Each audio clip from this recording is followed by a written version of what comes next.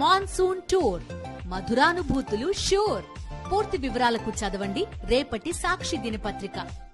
క్షేమం అవిభాజ్యం అంటే జైళ్లు నోళ్లు తెరిచే లోకంలో క్షణక్షణం మారుతున్న లోకాన్ని సరిగ్గా అర్థం చేసుకున్న వాళ్ళంతా పేదల పక్షం వహించటమే పెద్ద అపరాధమైపోయింది. పాత్రికేయ మిత్రులకందరికీ కూడా నమస్కారాలు. ఈ రోజున మా నాయకుడు పూర్వ ముఖ్యమంత్రి వైఎస్ జగన్మోహన్ రెడ్డి గారు ఒక భక్తునిగా దేవదేవ దర్శనానికి వస్తున్న సమయంలో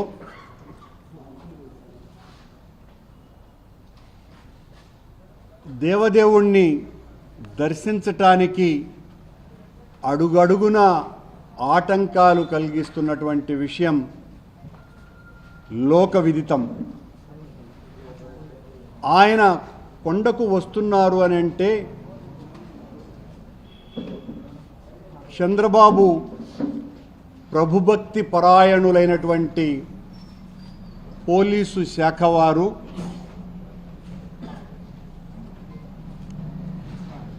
థర్టీ యాక్ట్ అమలు చేస్తున్నామని చెబుతూ ఎక్కడికక్కడ మా పార్టీ నాయకులను కార్యకర్తలని భయభ్రాంతులకు గురి చేస్తూ భయపెడుతూ మీరు ఇళ్ల నుంచి బయటికి రాకూడదు అని మౌఖిక ఆదేశాలు ఇవ్వటమే కాకుండా నోటీసులు సర్వ్ చేయటం జరిగింది.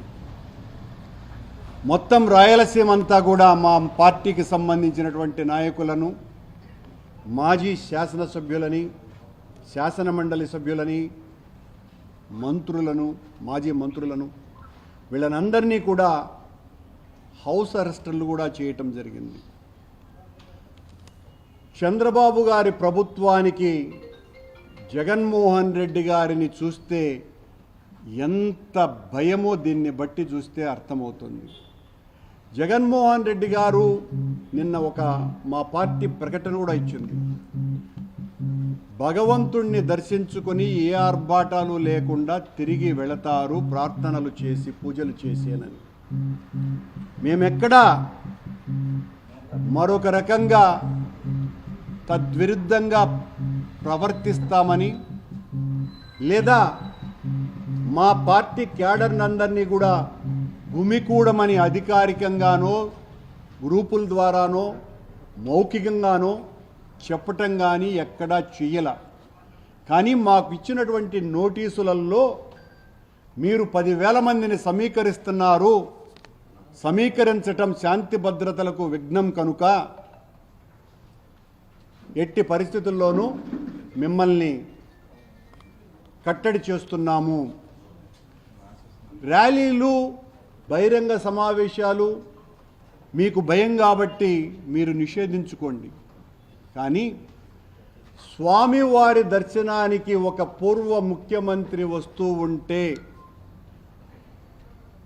స్వామివారి పట్ల అనన్య భక్తి విశ్వాసాలు కలిగినటువంటి ఒక పూర్వ ముఖ్యమంత్రి స్వామివారి పట్ల భక్తిని చాటుకోవటానికి వస్తూ ఉంటే భయపడిపోయినటువంటి ప్రభుత్వం చేస్తున్నటువంటి నిర్వాకం ఇది. హైందవ సంఘాన్ని హింస పెడుతున్నటువంటి కలుషాత్ములు, కళంకితులు ఈ రోజున జగన్మోహన్ రెడ్డి గారి మీద అత్యంత దారుణంగా, హేయంగా, నీచాతి నీచంగా ఆయన మీద దాడికి దిగితే ఆయన డిక్లరేషన్ ఇచ్చి దైవదర్శనానికి వెళ్ళాలి అని సూడో భగవంతుని పట్ల అంతంత మాత్రమే నమ్మకం ఉన్నటువంటి సూడో మనుషులు జగన్మోహన్ రెడ్డి గారిని కట్టడి చేయాలని మాట్లాడుతున్నారు. హిందుత్వం ఏం చెప్తుంది? భగవంతుని పట్ల భక్తితో ఎవ్వరు వచ్చినా, ప్రపంచవ్యాప్తంగా ఉన్నటువంటి గుళ్లకు ఎవ్వరు వచ్చినా సాదర స్వాగతం పలుకుతుంది భారతీయ సనాతన ధర్మం. ఆ ధర్మానికి విరుద్ధంగా ప్రవర్తించటమే కాకుండా 5 సంవత్సరాల పాటు ముఖ్యమంత్రిగా స్వామివారికి పట్టు వస్త్రాలనే బహూకరించినటువంటి ముఖ్యమంత్రిని, అంతకు పూర్వం ఎన్నోసార్లు దైవ దర్శనానికి వచ్చినప్పుడు ఏ రకమైనటువంటి ఆటంకాలు కలుగకుండా దైవ దర్శనం చేసుకున్నటువంటి ఒక పార్టీ నాయకుణ్ణి ఈ రోజున తాము చేసినటువంటి ఒక కళంకిత పనికి డిఫెన్స్లో పడిపోయి దాని నుంచి ఎట్లా బయట రావాలనో అర్థం కాకుండా మా నాయకుడు, మా పార్టీ అధిష్టానము వీళ్ళు చేసినటువంటి పాపపు ప్రకటనలకి, ప్రచారానికి మొత్తం దేవాలయాలలో అంతా కూడా రేపు ప్రార్థనలు చేయండి అని పిలిపిస్తే మా పార్టీ క్యాడర్ అంతా కూడా ఈ నియోజకవర్గం కాకుండా మిగతా అన్ని నియోజకవర్గాలలో కూడా రేపు ఆ పూజా కార్యక్రమాలలో ఉంటే వాళ్ళెవరూ మీరు బయటికి రాకూడదు అని వాళ్లను కట్టడి చేయటం ఏందో నాకు అర్థమే కావటం లేదు. అంటే మేము పూజలు చేయటానికి కూడా అర్హత లేదా వైఎస్ఆర్ కాంగ్రెస్ పార్టీ కార్యకర్తలకు, నాయకులకు? ఎంతగా వణికిపోతున్నది ప్రభుత్వం. ఇంత దారుణమైనటువంటి పరిస్థితి ఈ రాష్ట్రంలో నెలకొని ఉన్నది. ఈ రోజున జగన్మోహన్ రెడ్డి గారికి ఎవరు స్వాగతం పలకకూడదని, ఎవరు ఆయన వెనక రాకూడదని, ఆయన వెనక ఎవరు లేరని చెప్పటానికే ఈ కుట్ర తప్ప మరొకటి కాదు. జగన్మోహన్ రెడ్డి ప్రజా రంజక నాయకుడు, 40% పైగా ఓట్లు తెచ్చుకున్నటువంటి నాయకుడు, పేద ప్రజల పక్షాన నిలబడి పోరాడినటువంటి వ్యక్తి.